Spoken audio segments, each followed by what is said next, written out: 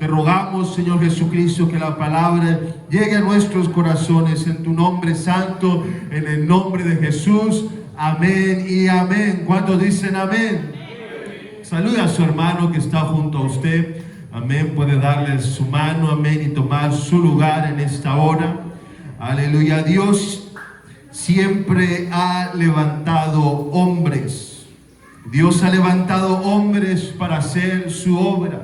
Cuando Él quiso que se construyese un arca, llamó a Noé. Cuando Dios quiso apartarse un pueblo para sí, llamó a Abraham y le dijo: sal de tu tierra, de tu parentela, a una tierra que yo te mostraré, y de ti, de tu descendencia, yo me haré una gran nación, la cual será mi pueblo, y yo seré su Dios.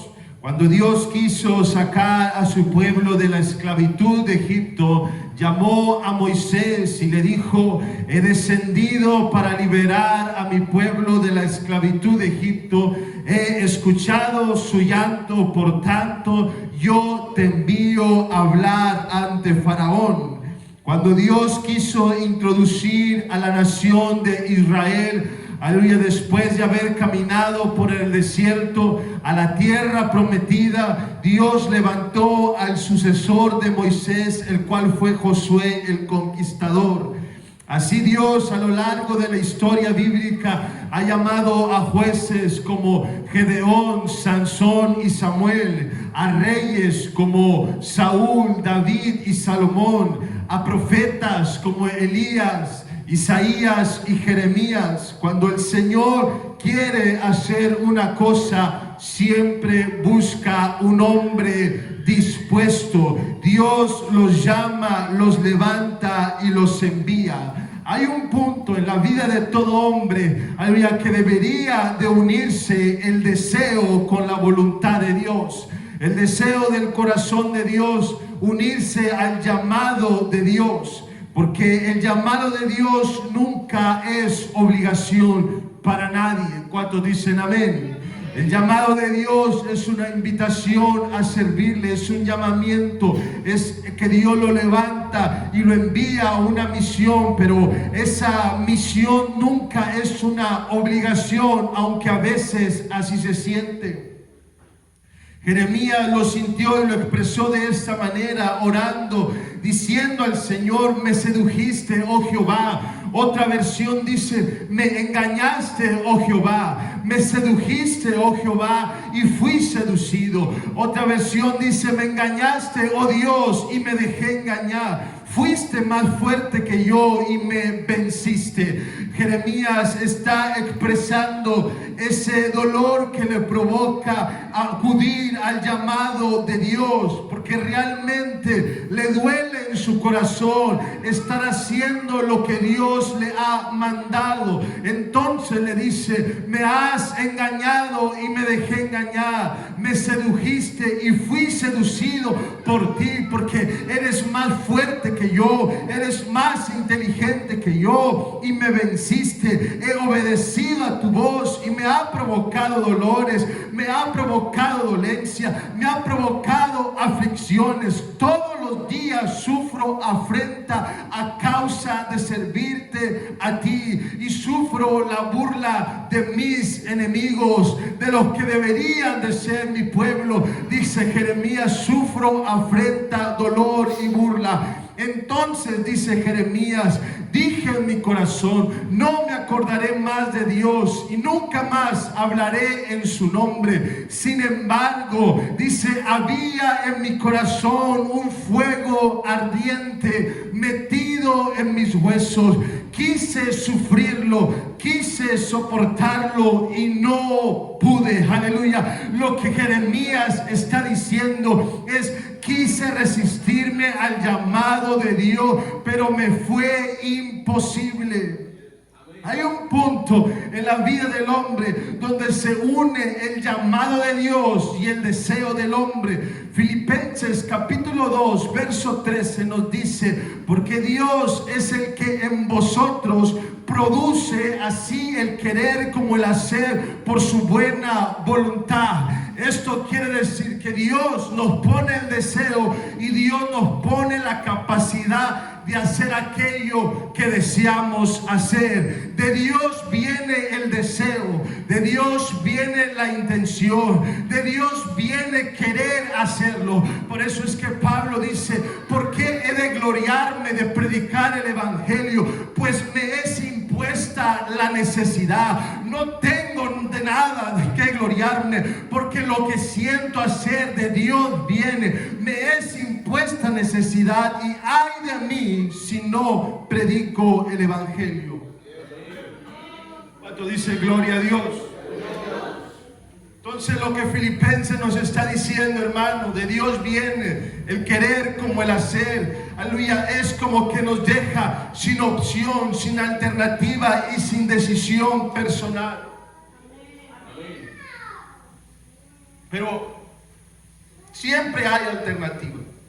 Siempre hay la opción o la voluntad personal, porque Dios no obliga a nadie a ciegas, como el viento y el mar, dice la palabra de Dios, obedecen a Dios y ejecutan su palabra. Dios dice al viento que dirija para un lado y el viento va inmediatamente a hacer lo que la voz de Dios dice. El viento y la tempestad, dice el Salmo, ejecutan tu palabra. Las olas del mar obedecen a tu voz, braman al sonido de tu orden. Toda la naturaleza está dirigida y gobernada por el Señor Jesucristo a su voz, inmediatamente a su voluntad. Pero el hombre no siempre es gobernado por Dios, aunque Dios todavía es el solo soberano. Incluso un día le dijo a el faraón, rey de Egipto: yo mismo te he levantado para mostrar en mí tu poder cuando te deje caer y sepa que yo solamente soy Dios en los cielos y en la tierra y debajo de la tierra. Lo mismo le dice a Nabucodonosor: yo soy el Dios y no hay Dios fuera de mí. Yo levanto hombres, yo tumbo hombres, yo levanto reyes, yo quito reyes, yo doy la vida, yo doy la muerte. Él es el solo soberano, Dios eterno y todopoderoso, Rey de reyes y Señor de señores, y no hay nadie semejante a Él.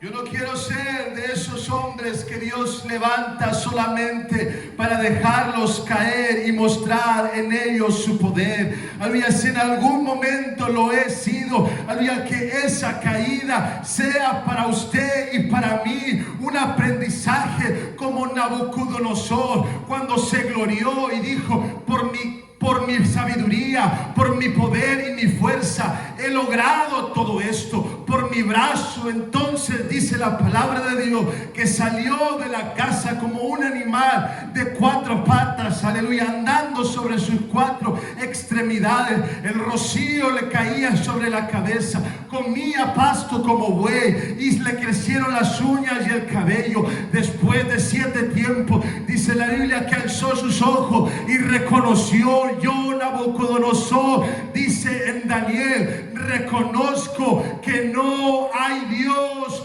como Dios, que solamente por Él es que respiro, que solamente Él es digno de alabanza. Y si algo tengo yo en este día es por la soberanía del Dios eterno. Y en ese día el reino de Nabucodonosor le fue devuelto cuando reconoció a Dios, porque Dios es soberano. Sin embargo, Dios no obliga al hombre a hacer su voluntad. Cada uno de nosotros puede resistirse al llamado de Dios. Así se lo dijo Dios a Saulo: Saulo, Saulo, le dijo en el camino a Damasco, cuando Saulo cayó al suelo a causa de la luz que lo impresiona. Le dice: Saulo, Saulo, ¿por qué me persigues? Y Saulo le dijo: ¿quién eres, Señor? Y Jesús le contestó: yo soy Jesús a quien tú persigues. Dura cosa te es dar coces contra el aguijón. Lo que Dios está diciendo a Saulo, le está diciendo: tienes un llamamiento, tienes un propósito, tienes una misión de parte de Dios, pero te estás resistiendo a ella. Lo que tú estás haciendo, Saulo, es que estás dando patadas contra el aguijón. Esta es una ilustración del buey que está atado a un arado, y entonces el que gobierna el arado le dice al buey que avance por medio de un aguijón, pero el buey se resiste. Entonces no solamente se resiste, sino da patadas contra el aguijón y se lastima a sí mismo. El llamado de Dios para nosotros es así: puedes hacerlo si tú quieres. Puedes obedecer si tú quieres, y si no lo haces, no te irá bien. Puedes hacerlo o no, según tú quieras, pero si no lo haces, no te irá bien. Siempre está la voluntad del hombre. No se resiste el barro a las manos del alfarero, pero el hombre sí se resiste a las manos de Dios.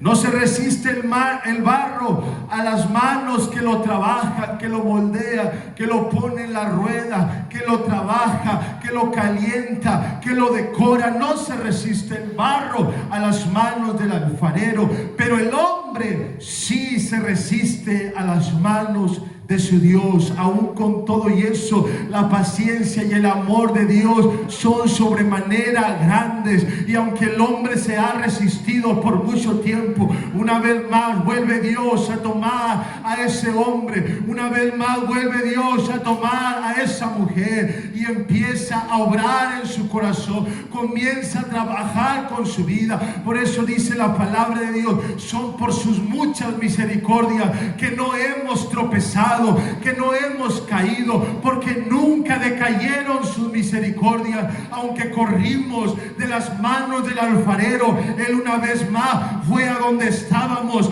y nos tomó y nos puso sobre la rueda otra vez, diciendo: yo haré de ti una vasija especial de honor y gloria, porque Dios es misericordioso, porque Dios es bueno.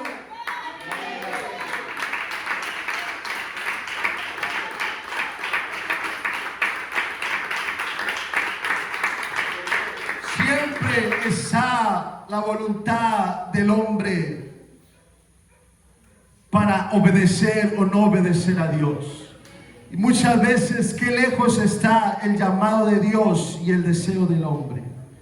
Dios quiere una cosa y el hombre quiere otra. Dios tiene algo para la vida del hombre y el hombre está buscando algo distinto. Pero llega un punto en la vida del hombre donde se une el deseo con el propósito de Dios. Llega un punto en la vida del hombre donde el hombre quiere hacer lo que Dios quiere que haga. Por eso es que dice: Dios pone el querer como el hacer por su buena voluntad. El propósito del hombre es hacer la voluntad de Dios. Por eso dice el Salmo: me es agradable hacer tu voluntad, oh Señor. Ya no es una obligación que me tiene atado o amarrado o impotente, porque quiero ir a un lugar, pero no puedo.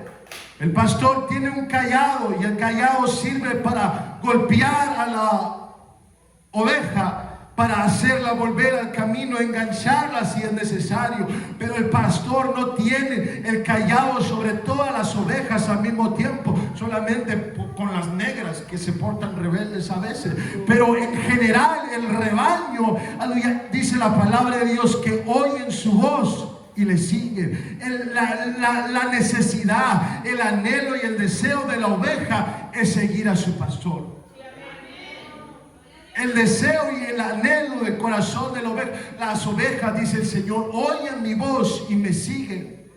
Las que no me siguen, dicen, no son de mis ovejas, porque no me siguen. Pero las que oyen mi voz, esas son de mis ovejas, esas me siguen. Hay mucha frustración por querer obrar en contra de la dirección de Dios, por no buscar su voluntad ni hacer lo que Dios ha mandado. Pero si alguien aquí anhela hacer la voluntad de Dios, entonces está deseando lo mejor para su alma, lo mejor para su familia, lo mejor para su hogar, lo mejor para su casa. Es hacer la voluntad y el llamado y el propósito de Dios para nosotros. Entonces, hermano, es que podemos orar: hágase tu voluntad, Señor, y no la mía. Hágase lo que tú quieras en mí y no lo que yo quiero, sino lo que tú, oh Señor. Como Jesús orando en el Getsemaní: si es posible, Señor, que pase de mí esta copa. Si es posible, Señor, que yo no cumpla este calvario que voy a atravesar. Pero el Señor termina esa oración diciendo: no se haga lo que yo quiero, sino lo que tú, porque hacer tu voluntad me ha agradado, oh Señor. Porque la voluntad de Dios siempre es buena, siempre es perfecta, siempre es agradable, porque Dios es el solo soberano. Nada se ha escapado de sus manos, nada se ha salido de su control. Él es el Dios todopoderoso, en quien confiamos, en quien acudimos, a quien nos rescata, el que nos salva, el que nos restaura. Cuando dicen gloria a Dios. Cuando estamos en esa posición donde nuestro anhelo se conecta con el propósito de Dios, entonces se van los afanes de la vida, se van las frustraciones, se va el qué dirá de la gente, se va el temor a las críticas o a la represalia. El dolor es mitigado, la afrenta, el dolor que conlleva hacer la voluntad de Dios es mitigado, porque estoy en la voluntad de Dios. Por eso es que Jesús, dice la Biblia, aunque su dolor era grande, el gozo estaba con él.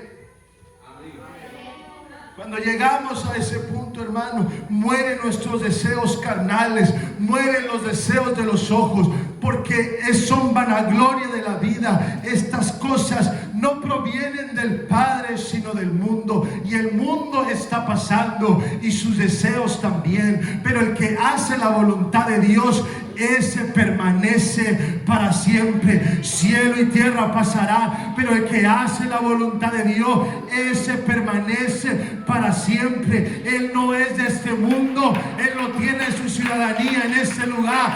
Su ciudadanía está en los cielos. Allá está su tesoro, allá está su riqueza, allá está su galardón, allá está su recompensa, allá está su corazón. Su nombre. Es una persona que ha muerto a la carne y su deseo es la voluntad de Dios. Su deseo es servir a Dios. Su deseo es agradarle a Él. Su deseo es servirle a Él. Por eso es que dice: hacer tu voluntad, oh Dios, me ha agradado. El llamamiento de Dios es así: puedes hacerlo o no. Estás libre de acudir o no al llamado de Dios. Estás libre de hacer o no hacer la voluntad de Dios. Pero si no lo haces, estás condenado. Si no lo haces, no te va bien. Si no lo haces, vas por el camino equivocado. Yo no dejo a mi hijo, cuando está chiquitito, ahora pequeño, hacer lo que él quiera, porque él se avienta de la cama como que si no amara su vida. Entonces yo lo controlo, yo domino su voluntad. Él va para un lado, yo lo agarro y lo pongo de regreso. Y él va para un lado, yo lo agarro y lo pongo de regreso. Pero él va a crecer y va a llegar al punto que va a tomar sus propias decisiones, donde yo ya no voy a poder dominar o controlar en su vida, porque él va a ser un hombre separado de mí, que va a hacer lo que él quiere hacer. Pero va a tener un mandamiento de su padre que le va a decir: si haces esto te va a ir bien, si haces esto te va a ir mal. Y entonces él va a decidir qué hacer. ¿Cuántos dicen amén? Así es Dios con nosotros. Si haces esto te va a ir bien, si haces esto te va a ir mal, pero eres libre de hacer lo que tú quieras hacer. Jesús se encuentra con Pedro, y Pedro y Andrés, su hermano, estaban trabajando en la barca de su oficio, y Jesús le dijo: sígueme. Y dice la Biblia que Pedro dejó las redes y lo siguió. Estaba Mateo en la mesa de los tributos. Jesús pasó y le dijo a Mateo: sígueme. Y Mateo dejó la mesa de los tributos, que era su trabajo, y siguió al Señor Jesucristo.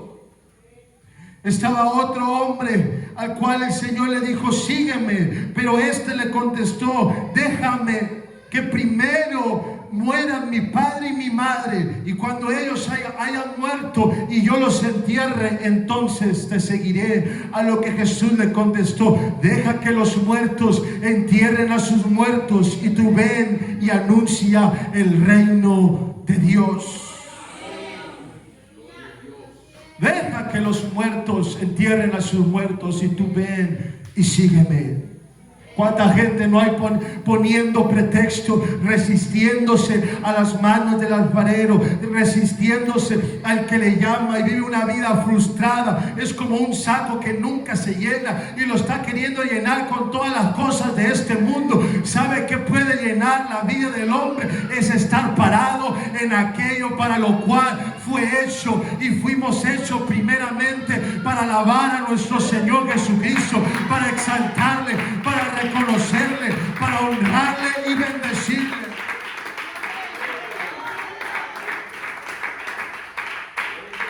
Qué lejos está el llamado de Dios y el deseo del hombre. Son como dos cosas bien separadas: el llamado de Dios y su deseo. El llamado de Dios es este, y su deseo es este. Y qué lejos está el llamado de Dios del deseo del hombre. Pero si alguien aquí quiere juntar su anhelo con la voluntad de Dios, ese va a conocer la plenitud de Cristo. Ese va a conocer el gozo que dura para siempre. Ese va a conocer la paz que sobrepasa todo entendimiento. Ese va a conocer el amor verdadero. ¿Sabe por qué? Porque eso solamente se encuentra conectado a la fuente de vida, que es nuestro Señor Jesucristo. Donde no importa lo que diga este mundo, no importa las modas, no importa la opinión pública, no importa cómo va el país en la economía, o si el clima está colapsando. Yo sé que mi ciudadanía no es de este mundo.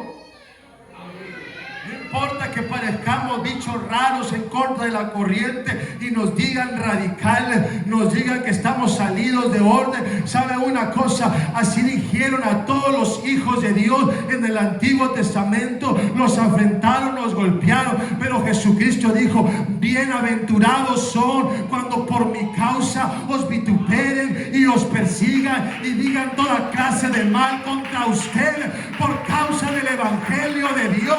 Gozaos, porque su galardón es grande en los cielos.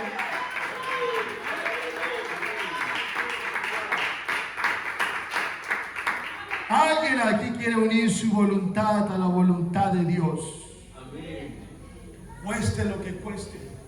Deja de ser el evangelio una carga pesada que no puedes llevar. Hermano, siempre va a haber sacrificio, siempre va a haber dolor, siempre va a haber oposición, siempre va a haber un momento que te sientas cansado, que tal vez no quieres hacerlo, pero cuando tienes el deseo, te levantas con todo y eso, y te estás gozando en el proceso. Pero cuando no, entonces empieza la queja, entonces empieza el murmullo, entonces empieza el desánimo y decir: yo no quiero hacer eso. Pero cuando estás en la voluntad de Dios, unido con tu anhelo, conoces el amor, la paz de Dios y el gozo que permanecen para siempre. Donde se une el llamado de Dios y nuestro anhelo, es ahí donde podemos decir: para mí el vivir es Cristo y el morir es ganancia. Es ahí donde podemos decir: ya no vivo yo, mas vive Cristo en mí. Con Cristo estoy juntamente crucificado. Y lo que ahora vivo en la carne, lo vivo en fe en el Hijo de Dios, el cual me amó y se entregó a sí mismo por mí. Lo que sigo viviendo en la carne, lo vivo por fe. Y la Biblia también dice, si alguno anhela obispado, si alguno aquí anhela ser pastor, buena cosa está deseando. Si alguien anhela ser pastor, buena cosa está deseando. Así lo dice la palabra de Dios, porque es bueno el deseo. Dios lo pone y Dios lo da. Cuando dice gloria a Dios. Escribí en esa biografía que uno hace en la secundaria cuando se va a despedir de todos sus amigos, y escribí poniendo ahí, yo quiero ser pastor. Y se lo voy a confesar, le puse ahí, y usted lo puede ver si quiere, bueno, si es que lo encuentro. Y le dije, quiero ser mejor que mi padre. No porque yo pensara que mi padre era mal pastor, sino porque yo quería ser mejor que él. Lo mismo Elías, y la Biblia dice que Elías en un momento de frustración, de dolor, dijo, no soy mejor que mis padres. En un momento de dolor él dijo esa frase, no soy mejor que mis padres, porque la gloria postrera debe de ser mayor que la primera. Así mismo yo quiero que mi hijo alcance mayores cosas de las que yo he alcanzado.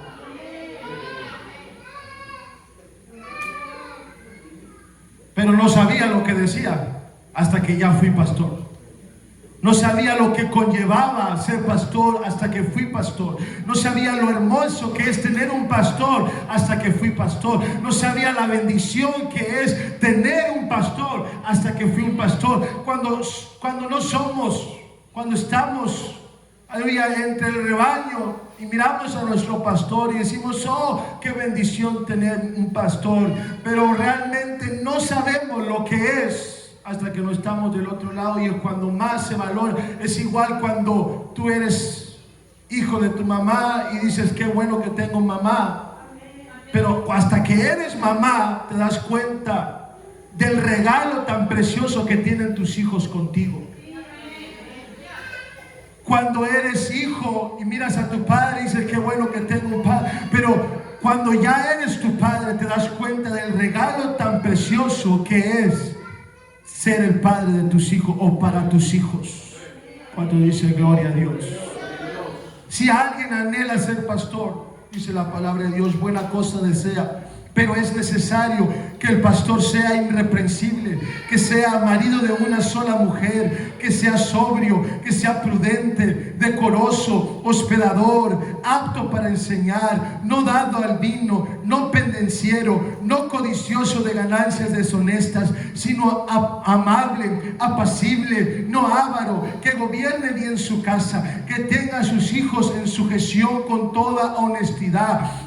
Pues si él no sabe gobernar su propia casa, ¿cómo podrá cuidar de la iglesia de Dios? No un neófito, quiere decir un principiante, no sea que envaneciéndose caiga en la condenación del diablo. También es necesario que tenga buen testimonio de los mundanos, para que no caiga en descrédito y en lazo del diablo. Cuando dice gloria a Dios, así debe ser el pastor.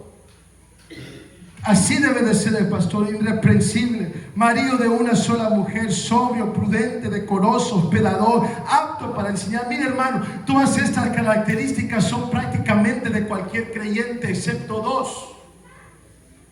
Gobernar bien la casa no es la condición para un creyente. O sea, que sus hijos estén sometidos no es la condición, puede ser, pero aunque sus hijos no estén sometidos. Aquí dice que para el pastorado, sí, esa sería una, y la otra sería apto para enseñar. Tal vez no necesariamente todos tienen que tener la habilidad para enseñar, aunque todos sí debemos de predicar el evangelio, pero todas son prácticamente lo que debería de tener cualquier cristiano. Pero hay un énfasis especial para aquella persona que es un pastor. ¿Cuántos dicen amén?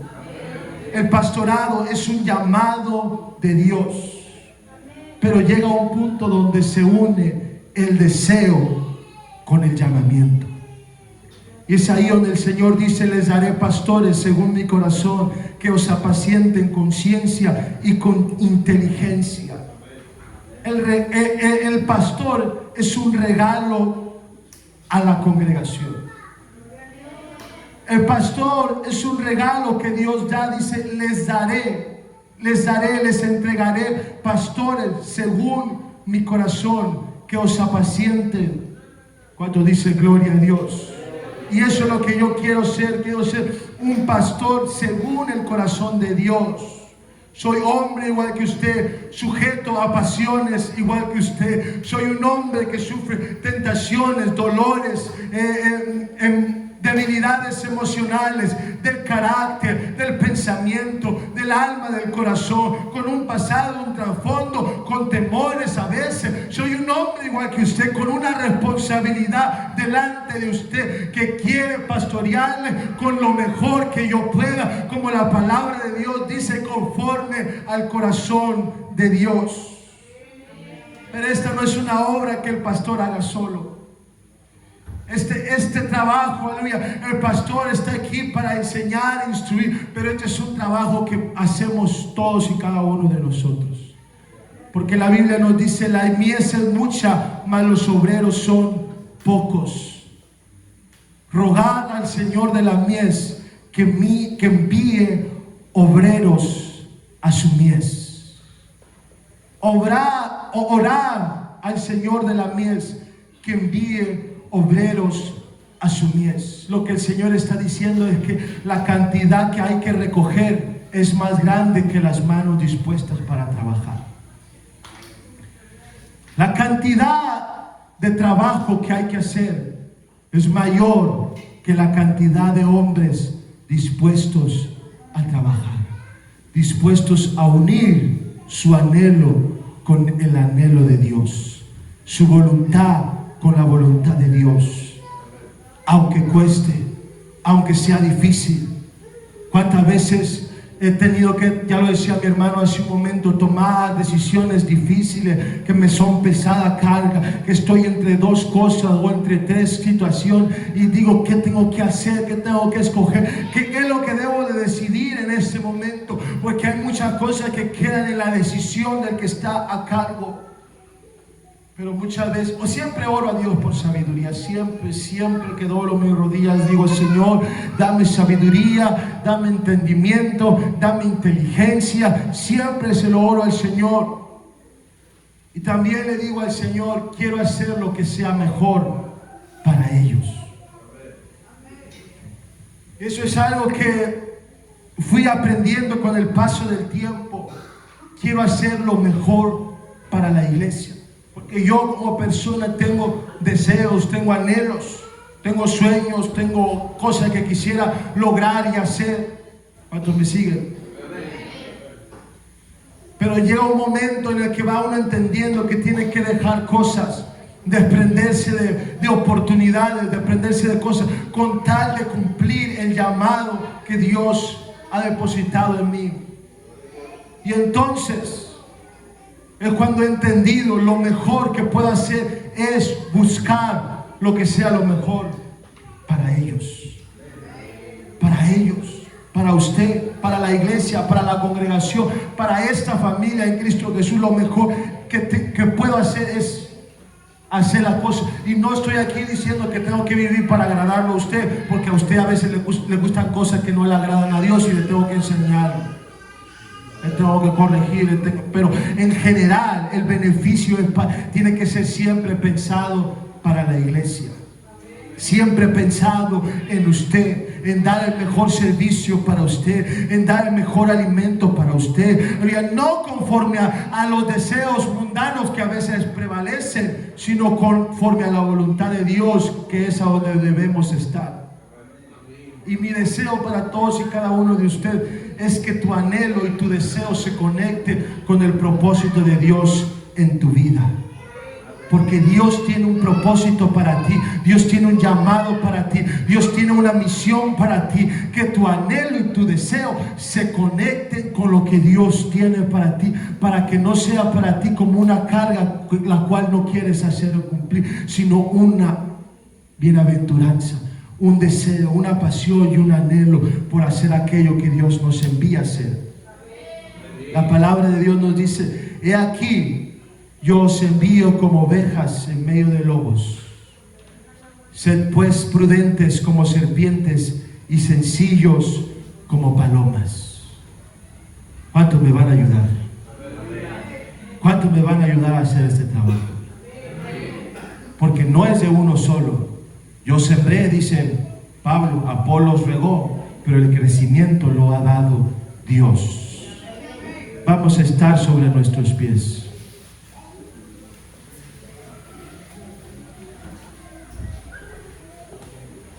Vamos a rogar al Señor que envíe obreros a su mies.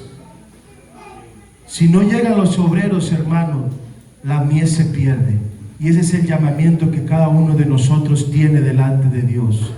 Ir y predicar el Evangelio a toda criatura.